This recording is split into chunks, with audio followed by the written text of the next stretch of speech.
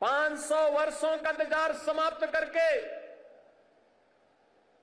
500 वर्षों का इंतजार समाप्त करके एक बार फिर से रामलला अपने धाम में, अपनी जन्मभूमि में विराजमान होकर के दुनिया के अंदर पीड़ित और प्रताड़ित लोगों को संदेश दे गए हैं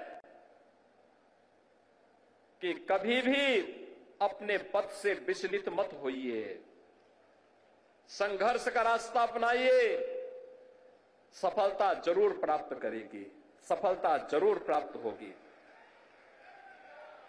यह अवसर है हमारे पास उन सभी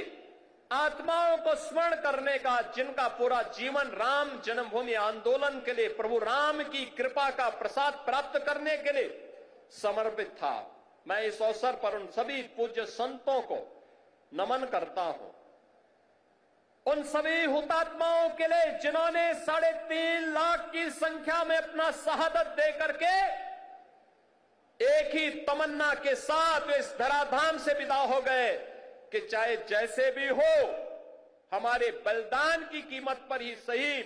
लेकिन अयोध्या में राम मंदिर का निर्माण होना चाहिए। उनका संकल्प पूरा हुआ, अयोध्या में राम मंदिर का भव्य निर्माण का कार्य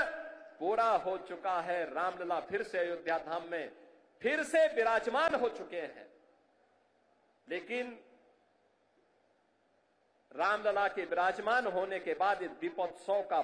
पहला अवसर है। इससे पहले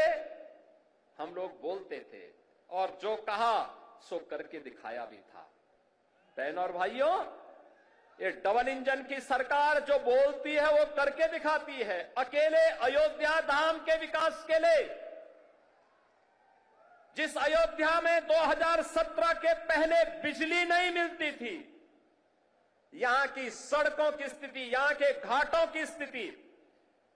यहां के मठ और मंदिरों की स्थिति, और जिन लोगों ने राम को ही उपेक्षित कर दिया था